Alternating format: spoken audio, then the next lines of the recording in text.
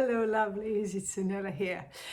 Right, we are entering December and we are coming into the holiday season where we are going to be seeing people, our family, different family members with whom we may not have much in common, or maybe their behavior or their values are not in line with ours. So we're kind of entering that season that is supposed to be jolly and happy and stuff that we see on the adverts where we just have a perfect dinner with a perfect setting and family around, and we break crackers and have a laugh and it's all beautiful.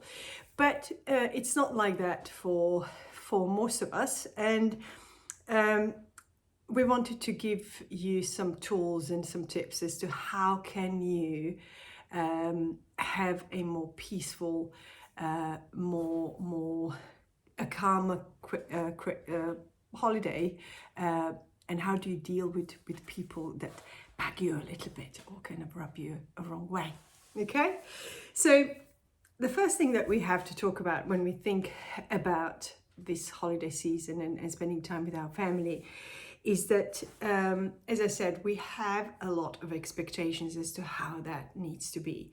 And I want to just really be clear that we are brought up on a very heavy sort of dose of perfection around this. All the marketing, all the adverts, everything out there really is set up for one outcome, and that is happy families that get along well and have a perfect time.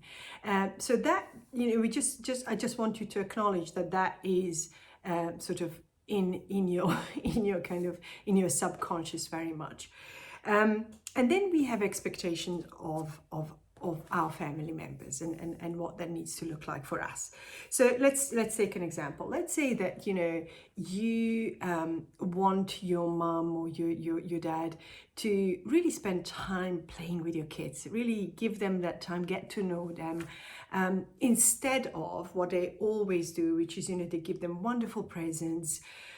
And then your mum or your dad is in the kitchen making food, and that's pretty much what happens, and it really bothers you that that's the case. Now that might be for whatever reason. So it might bother you because it reminds you that you always wanted them to be there for you and play with you and spend time with you rather than being busy with things.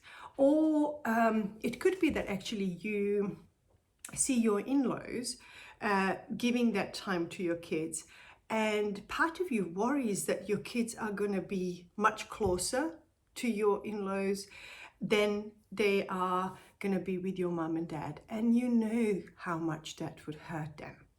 So, but the reality is, based on your past experience, is that your mum and dad, that's what they do. They give presents, but they don't have the patience, the time. Just they don't have them. They don't play with your kids. So that's So that is the scenario. That's one expectation, one example of expectations that we can take into these holidays. And when the same thing repeats, we become very disappointed. So there are only three things that you can do with this. One, once you bring it into the open, you can say, okay, that is just not serving me. I'm going to let go of that. And as you let go of that, an opening appears in which you can do the second thing, which is you can start paying attention to the value that the cooking of the dinner, the presents, and all other ways in which your parents, for example, in this example, express love and appreciation and connection with your kids and you, for example. Okay. And then the third option is that you kind of think about that, but you sense it in your body. You kind of feel like, no, that's not going to happen. That's not right. That's not okay. I cannot accept that. And if that is the case, then that's okay. That all that means is that there's something in you that needs attention, something in you that needs to heal around that expectation. And this is the thing. What can you do with that? Short term, you just have to acknowledge that. It's enough for now to acknowledge that, to know that it's there, that it's causing you pain, so that when you go in the holiday seasons, when you go and spend time with your parents, when that get triggered, you can kind of look at it and say, okay, that's what's happening. But most importantly, long term, you can say to yourself, I'm going to give myself a gift, and I'm going to work on this. This is my thing. This is my journey. This is part of my healing. And I'm going to put some time and energy to do that. And it may be that you want to do that before you go. But this is, I have to say that this is something that is a bigger kind of, a bigger long-term thing that you want to sort of just know that is the work that you want to do. Okay, so the first thing really that we can do is really understand our expectations and see what can we let go, and if we can't, what can and what we want to do with those expectations. Now, the second thing is to really spend some time understanding what are our red flags. Okay, so we've had, by this time, we've had so much experience of interacting with people in our family that we really should be able to say, these are the red flags for me. When I'm with my sister, when she starts advising me about my parenting that is very different to her parenting, it really irks me. That's a red flag for me. Or it might be that, what sets you off is that, when your father tells your kids to be quiet, okay? Every time he does that, you just, you kind of prickle and you have a bit of an argument, or you feel the weight of that comment. Okay, or it could be that you've recently gone through a tough time. Maybe you lost a job, maybe you divorced from your partner, and you really irks you when people ask you about it and actually invite you to justify your choice.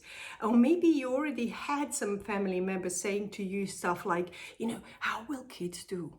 I couldn't have done that to my kids.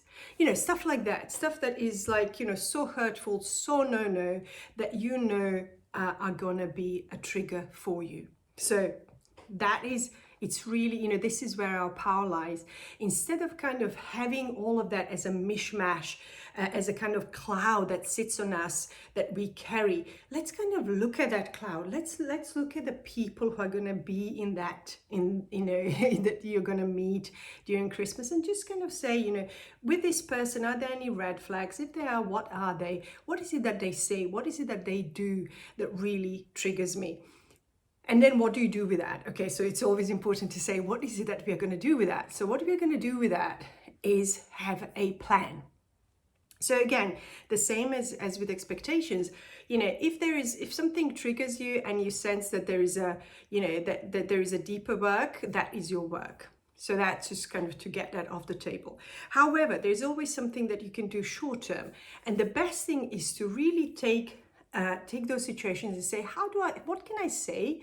And what do I want to do when that happens? Because now we kind of accept that the experience we had, the likelihood of these things that bother us, that they are going to repeat, they're going to happen, okay? So how do I plan when that happens? Not if that happens. When that happens, I'm going to be, I can say to my father, if I want to go, be compassionate, I can say that I can see that it's really...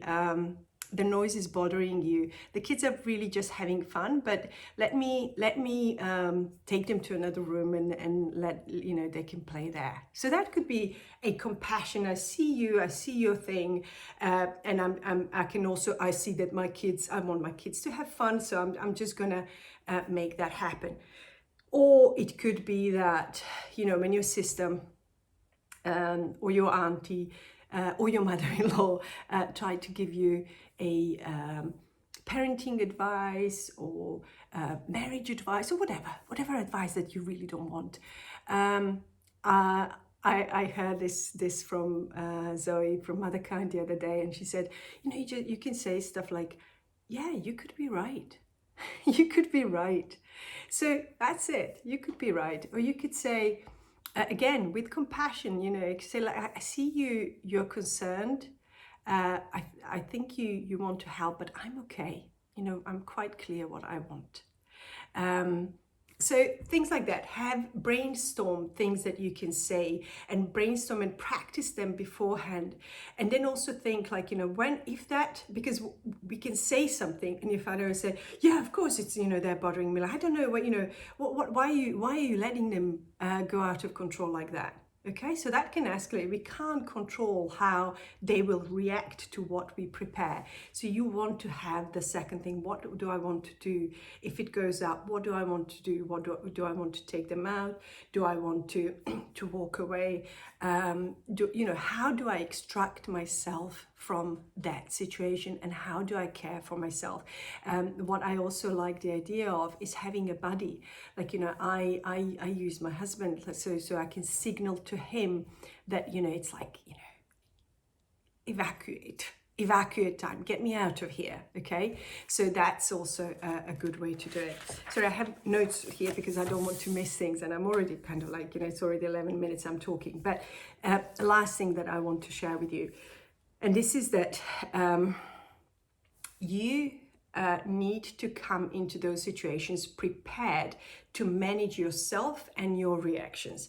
Now, the sad truth, the hard truth of humanity, of human experience, is that we can only manage and control ourselves. Okay, we cannot make and will other people to change how they behave, no matter how much we judge them, complain about them, tell them, we can't do that. Okay, and just think, I often kind of like to bring it to myself and say, like, who did you change for? What? No, it always comes from me. Like, when I decide to change, I change. I can listen to people, but until I'm ready, nothing happens. So the same is true for other people as well. So in order to be to accept that, and then be prepared to manage your reactions and manage your state in those situations, you have to have a very good self-awareness. And again, self-awareness about knowing now what triggers you. You need to understand, how does that show up. I know for me that my head will go fuzzy, I will have tightening in my stomach, my shoulders will slump, I will disconnect, I will be less engaged in conversations. All of these things are sign that I am in less than optimal state. You also need to know what needs do you have. When you are being triggered and you have these feelings, what steps do you need to take in order to get yourself into regulation, into peace, and being grounded with yourself. So I'll give you an example. Again, this is for me. I'm what they call ambivert, which basically means that I love being with people, but I can't take too much of that. So for years, I used to go home where we would stay at my mum's and dad's place, and suddenly I would move from having a lot of time by myself and controlling how much noise I have in the house, how much interactions I have with people, to be constantly surrounded with people, constantly, and I felt like a little fish in a bowl. So I knew all of that, but I kind of I did not tend to that. I just thought that, okay, now I'm with my family, they're all very nice to me, so I should be happy and jolly, etc. Unfortunately, I am wired that way. Okay, and you are wired a certain way. So you really need to understand what is it, how you're wired, so that you know when for example you have these triggers happening and your system goes into fight and flight, you need to know what is it that you need to do for yourself in order to come into regulation. So for me, the things were very, you know, small things help me, like, you know, just going for a walk, or just noticing, journaling. You know, at one point, you know, as somebody was you know, I was talking to somebody and it was becoming too much, I started writing things down and journaling, you know, pretending that I'm doing something for my work. So you need to know that, and you need to you need to understand how you operate and what tools bring you that regulation. What tools do you need? And when we come to these tools, you really want to know what these tools are before you go into that battle. So I sometimes say to myself, like, you know, and to my clients, is like, you know, not having those tools, not practicing them beforehand is like, you know, seeing your child, God forbid, you know, drowning in a lake and then deciding I'm gonna, you know, quickly learn how to swim so that I can save the child. It's the same thing. So you want to know the self-regulation tools, you know, use anything that brings you back to your body and to your, you know, it could be as simple as a breath or taking a walk, that brings you back to your body and brings you back to the present moment. So those are the kind of, you know, 3 things that would help keep you in the best possible state and help you navigate those tricky situations and tricky relationships at Christmas. Now, if this is a little bit like, you know, okay, that's really cool, but I, you know, how do I figure out my expectations? How do I figure out my triggers? How, you know, where are those tools? I would suggest you look up our How to Lose It Less program, because we have made that program exactly for these situations. It is all about bringing the power to you, and through the self-awareness, through the tools, through understanding of these concepts, so that you as an individual, as a parent, can navigate these tricky things with your kids. But you know, in this situation, it would be with your own family and friends. So have a lovely day, and I hope those things are helpful. Let us know if you have any questions, if you want us to dig into specific examples for you. Let us know. Have a lovely day. All right, bye for now.